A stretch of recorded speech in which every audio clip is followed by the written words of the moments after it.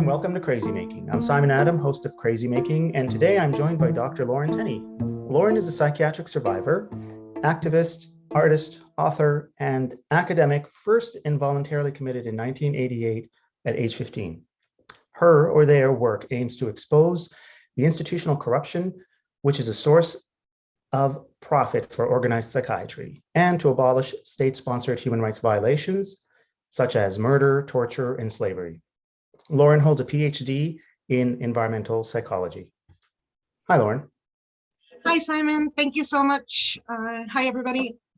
I How are appreciate you? being here today. I'm great, thanks. How you doing? I'm doing well, thanks. Thanks for joining me today. So Lauren, tell us, what are you up to these days? What is your work involving these days? Well, I really appreciate the opportunity to talk about some of this. I think that there's a couple of things that I've in the midst of. So the first is the looking at, from institutional structural design of the ways that psychiatry is implemented in racist and classist, often gendered ways in the States and probably elsewhere in the world. So a lot of what I look at right now is historical, but has modern implications for how we got to be in a system where people of color are overrepresented in court-ordered services, psychiatric services, and underrepresented in services that are voluntary, and all psychiatric services based in fraud. And so I think that that's a big piece of it.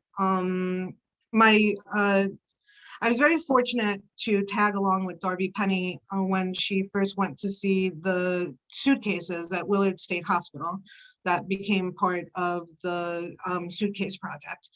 And when we were at the archives, the archivist had mentioned that there were these journals that were there that were found in the old institution's attic when they were cleaning it out.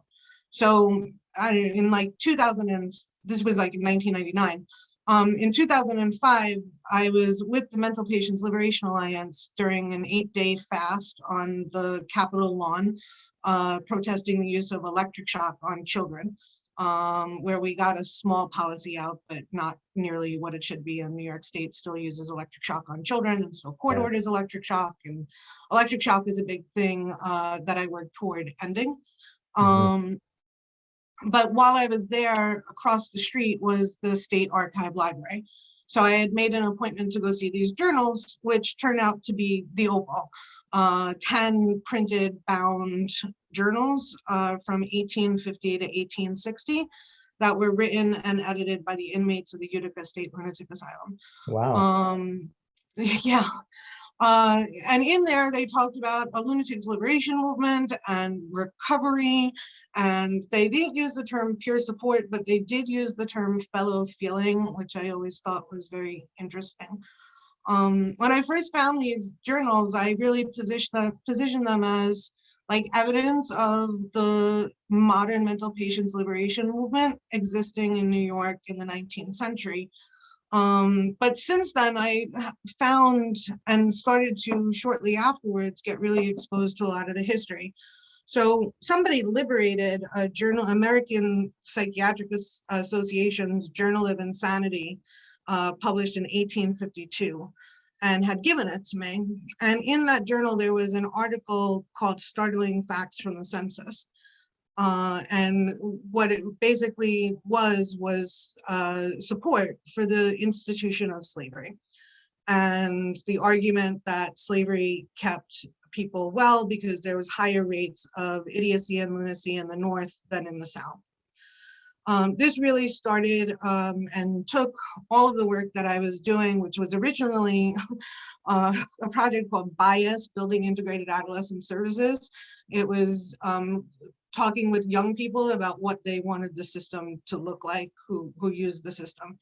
And all of my work in the PhD program, like on that, halted, and I turned to this historical work. This is like in 2005.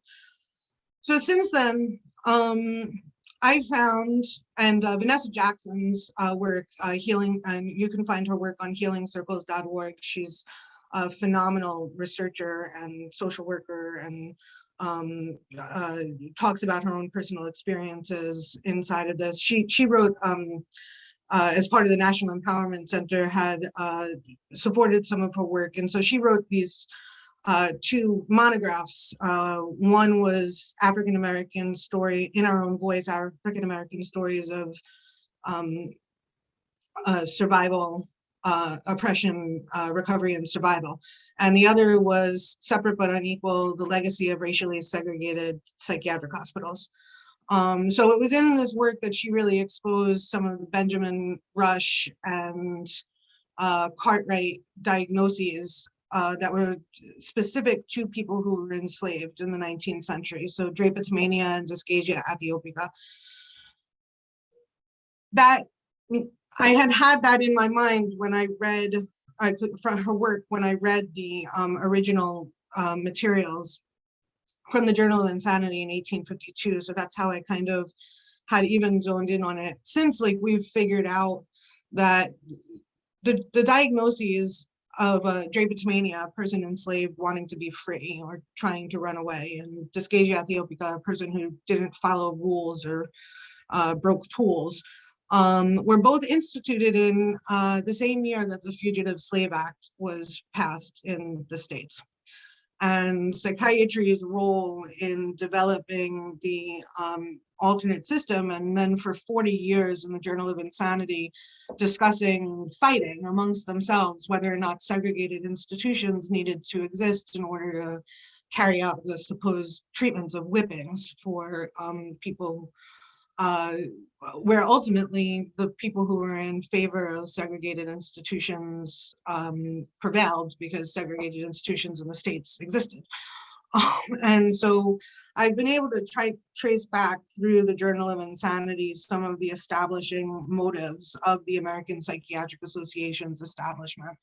And part of that is that they were originally trying to strong arm the state, because the state was trying to, now that the state was giving the asylums money, they were trying to regulate them. And so the Association of Medical Superintendents of American Insane Institutions originally became in existence because they were trying to strong arm the state into not having them regulate them. Since then, the work has really unfolded, and the documentary that I'm currently working on is called Mental American Monster, The Sprawl of American Psychiatry. And I'm in the process with Richard Hall of working on a couple of different avenues for this documentary, including some really out-of-the-box stuff that I'm hoping will take off in the near future. But it starts with seven stories, all stemming from the Utica State Lunatic Asylum, that really tell the story of psychiatry's involvement with the system of slavery, with ultimately the development, I believe, of the 13th Amendment, which legalized slavery as a form of punishment.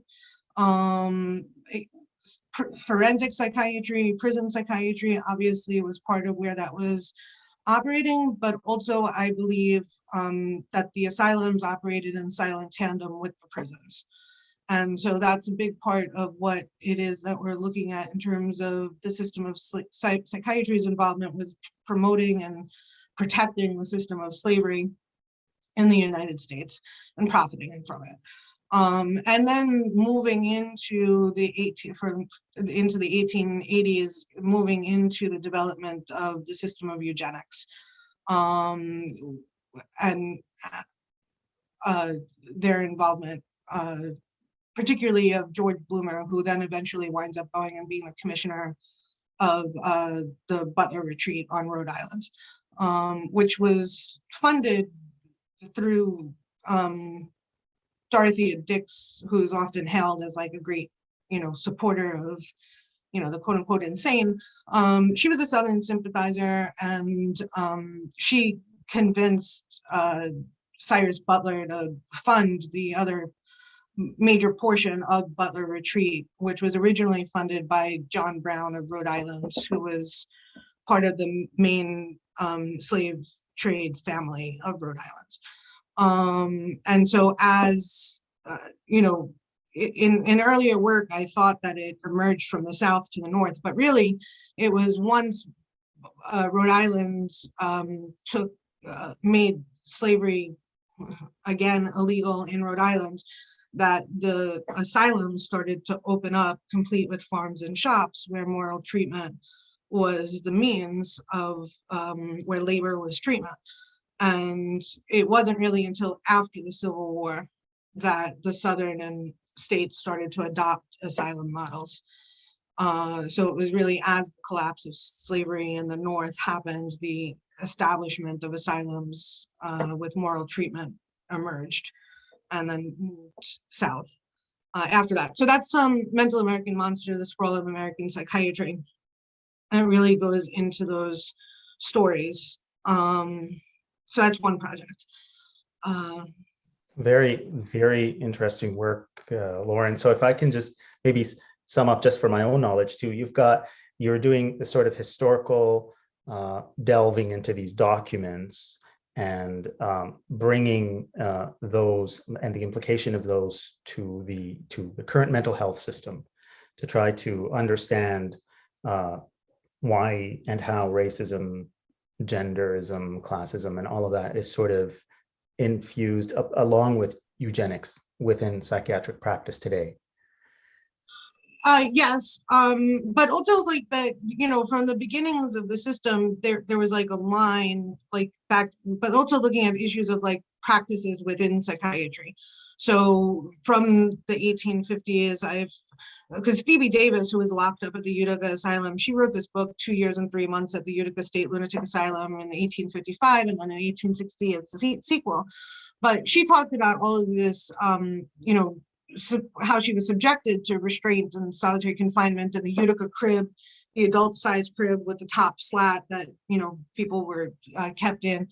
And so in the New York State Legislature, the asylum managers gave testimony about justifying their use of restraint and solitary confinement in the 1850s. And so it also like shows the long pattern of the practices of psychiatry as human rights violations, and them constantly having to defend their practices of torture to the state, and the state consistently, instead of like shutting them down, giving them more money and letting them expand. And looking at some of those, and from the beginnings, like they said like that it was that people should not be deceived upon coming to the institution, that they should know that they were being there forced. So like from the beginnings of the system, it was a system of force. It wasn't a system of voluntary interaction. And so I think also highlighting some of the more fraudulent practices and rights abuses and torture that the system perpetrates against people is also part of Mental American Monster's goals in those ways. And like at the same time, like it also is like part of my goal is to be able to put together these videos and then interview historians about the mid-19th century and what they know, and then ask them to watch the video and then ask them whether or not their perception about American history changes at all. Because I believe that when you look at psychiatry's role and you do it without accepting psychiatry's authority, that it fundamentally changes the story of America. I think we're still trying to get people to understand that the 13th Amendment legalized slavery as a form of punishment here. So there's a real disconnect, I think, and I think that it's in part because for centuries, people have just given authority to psychiatry. And if you retell the history with challenging that authority, I think we come out with a different history. So that's also part of what I'm trying to do with the project. Yeah. I'm finding myself interested in this concept of the monster. And you're, in this documentary that you're developing, can you tell us a little bit about how is the monster framed and who is this monster in this documentary? It's a good question. It actually came out of conversations with Richard Hall. That's how we started working on this together when I was talking about it. I think he said something like it's a monster, and it kind of just emerged out of that. It is a monster. So sometimes the monster is the building, sometimes the monster is the individual psychiatrists, sometimes the monster is the organized psychiatry, the organizations of psychiatry. Sometimes the monster is the government.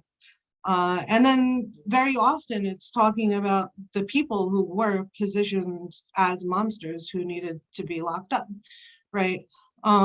So it's it's like a multi-dimensional, like pivoting kind of center. You know, and the truth of the matter is that there are stories and that there are actions that are monstrous that are done on all sides by all people. And I think that's part of where the discrimination broadly against anybody who's involved with psychiatry comes from. And it's hard and uncomfortable to deal with. And it, you know, it makes discussions about human rights a lot harder. And I think that we still need to have those discussions, and that, like, one of the things that I've found myself saying is that human rights are most necessary when they seem least warranted.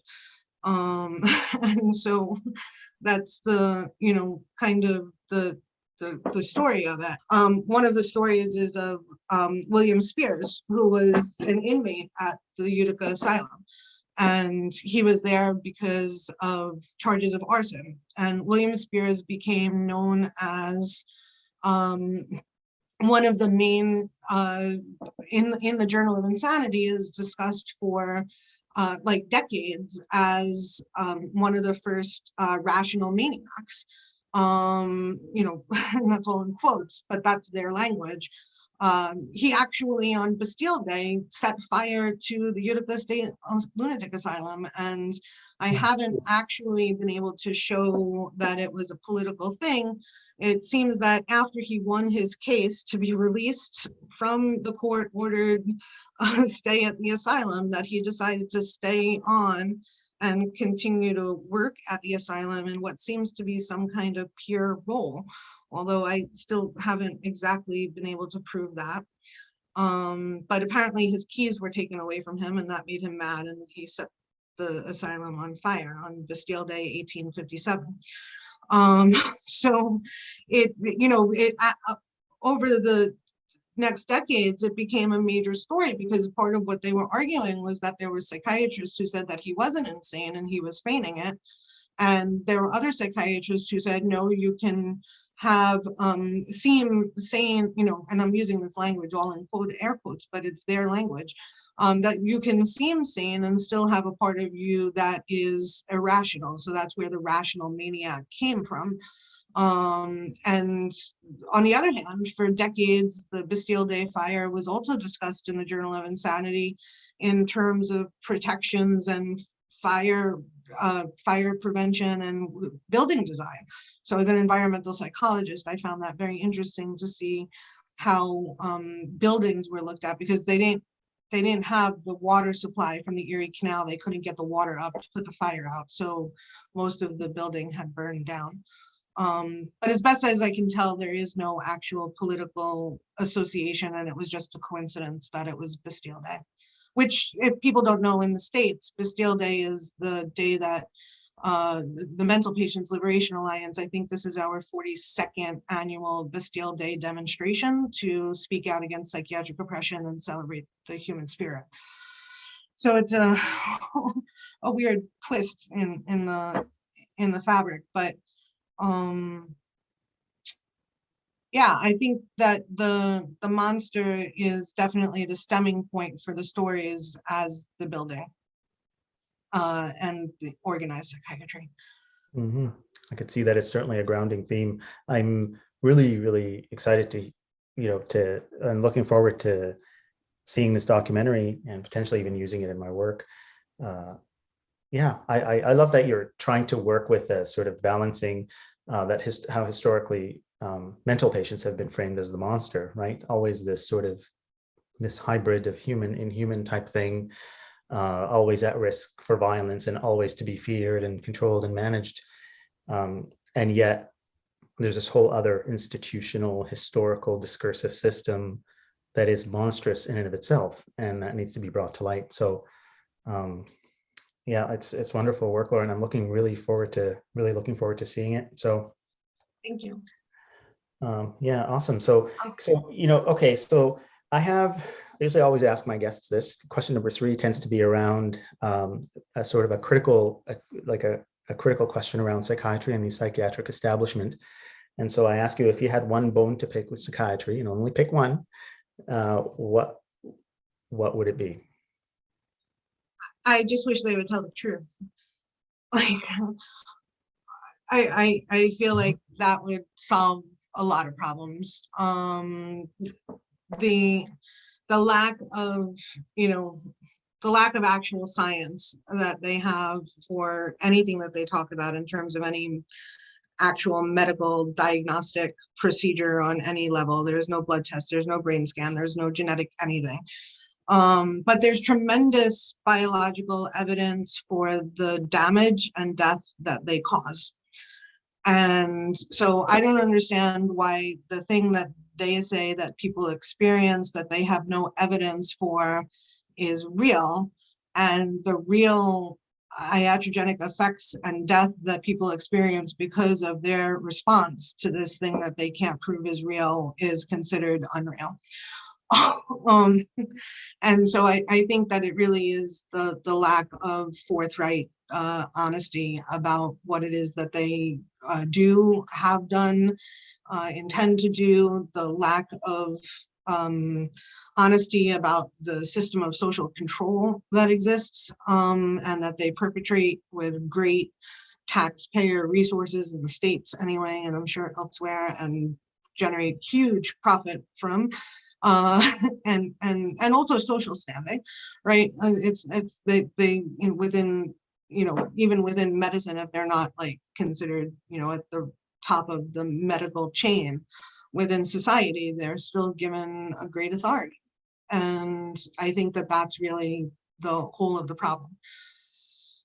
And so then the real sort of proof then would be something like something material, something biological, as you said, in a blood test or a scan or something, in the same way as, for example, diabetes or cancer is diagnosed, if psychiatry were to classify itself as a branch of the medical sciences.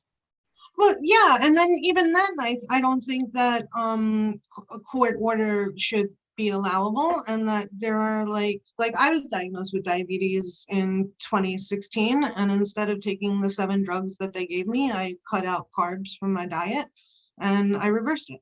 So like there's, and my A1C, it went from 9.8 to 5.8. And so I think that there's, even within the realm of if there was biological evidence that the legitimate medical, this is that whole issue around medical autonomy, like that people should be able to make whatever decisions they want about their personal medical choices. And that includes having full informed consent and choice. So even if they did at some point come up with some kind of biological anything, I still don't think that their way that they practice would be a legitimate thing. And I think that if somebody was being honest, that they would offer a variety of options for what it is that people were experiencing if they were seeking some kind of support in the first place, right? So it's hard because there's as many situations as there are people, right? So like that's at the first base, right? But if you were like very messily like chop them into 2 different sections, you have like some people who are really seeking support and looking for something, and those people should be interacted with in an honest way and being given all of the potential information and options that they can have to then make a choice of what they want to do. And then you have people who aren't seeking anything or are told that they need something. And I think that either way, those people should, like we should talk about it as social control. We shouldn't talk about it as medicine. And so I think that even if that situation was being more honest, at least then there was a more honest conversation that people were having about what was going on. Being more informative and more open. And again, so it's the sort of power you're talking about, right? It's the behavioral control, it's the social control, it's the coercion. That kind of, it sounds like it's sort of central to your critique of the psychiatric establishment.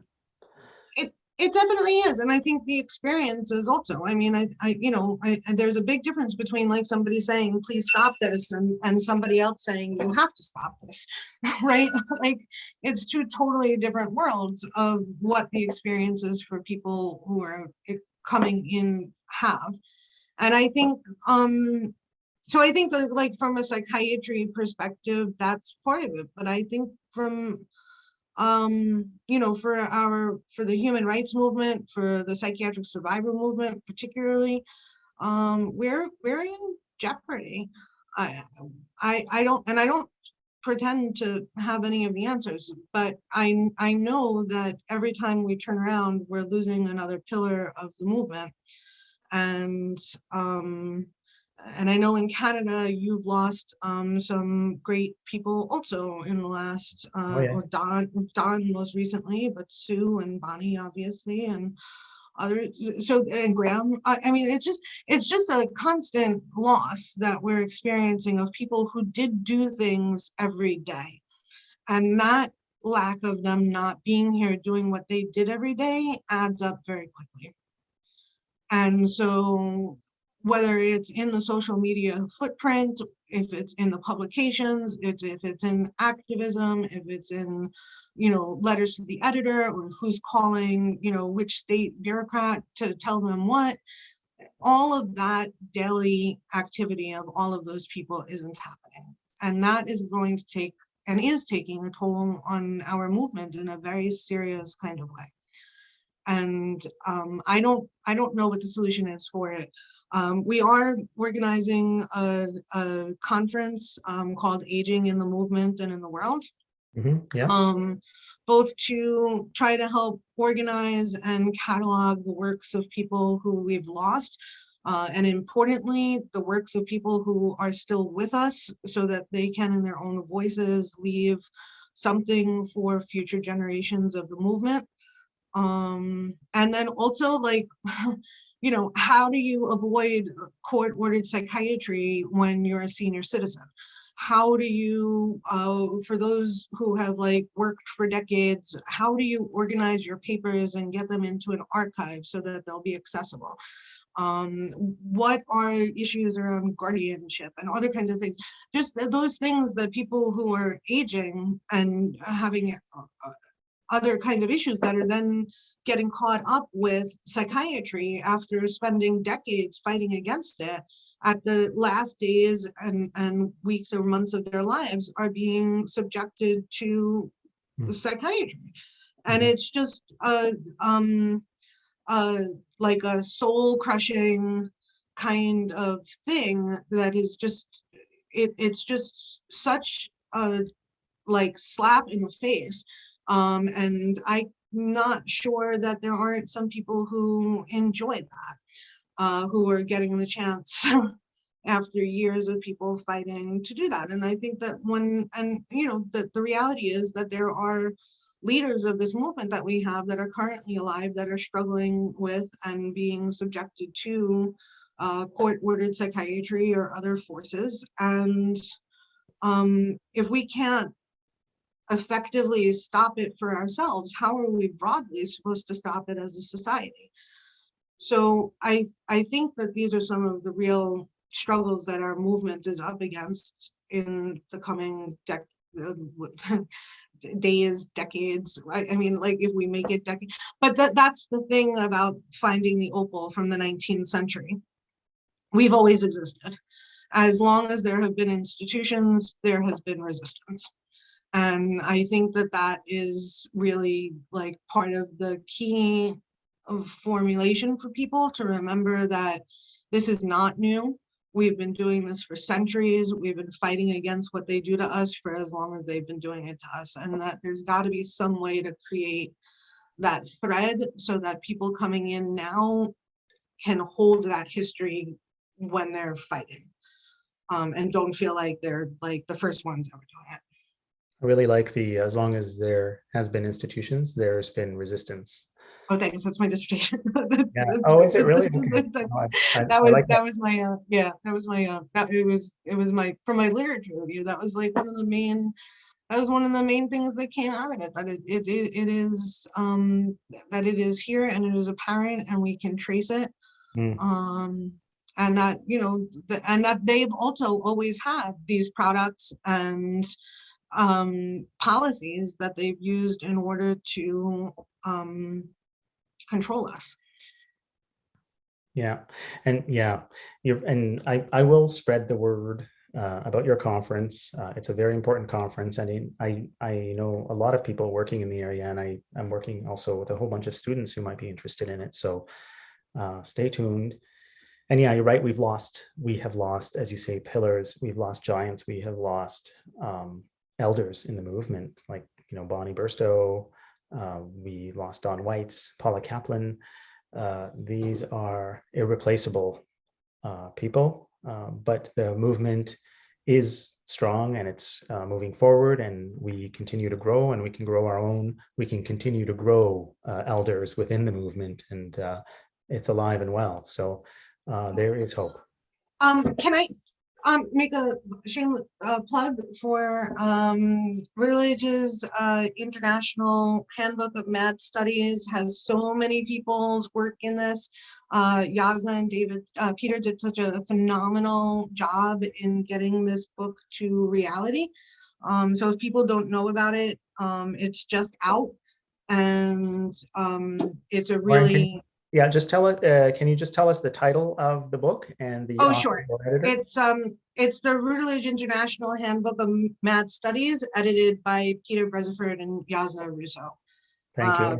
I'll put a link to it in the description of this podcast episode as well. Thanks. Yeah, absolutely. Sorry I didn't include it before, but I'm really excited about it. I was able to have a chapter included in it on spirituality, psychiatry, and mad studies. Wonderful. And then also Craig Nunes just edited a volume that I was also included in, and I was really honored to be included in, on racism in psychology, also published by Routledge. And that book also has some phenomenal chapters looking at an international perspective on the ways that psychology is racist and carries out racist programming. Very interesting. I think I have that book. I will also link it into the description of this episode. So thanks for that, Lauren.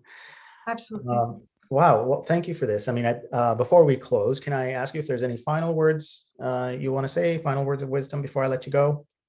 I have one more thing. There is a campaign. I mean, I don't know. I think that if we had people internationally supporting us, it would put different kinds of pressures on the states to have to respond. So I am going, you know, we are organizing through Mental American Monster a campaign to abolish the clause in the 13th Amendment that legalizes slavery as a form of punishment. And that is available. There's Facebook pages and stuff on that and all of that. But I think that for people to connect and to know your own lines and your own values, and to find others who share your passions and beliefs.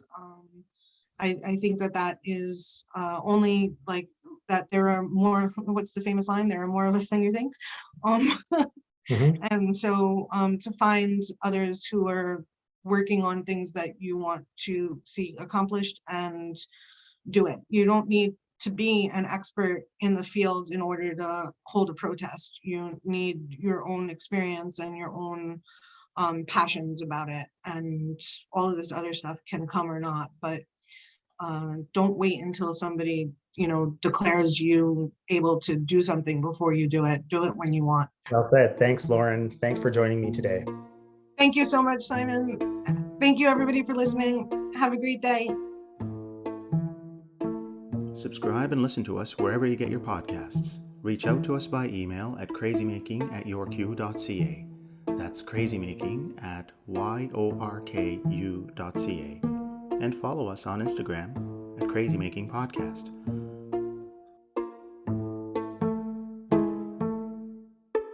Thanks for listening.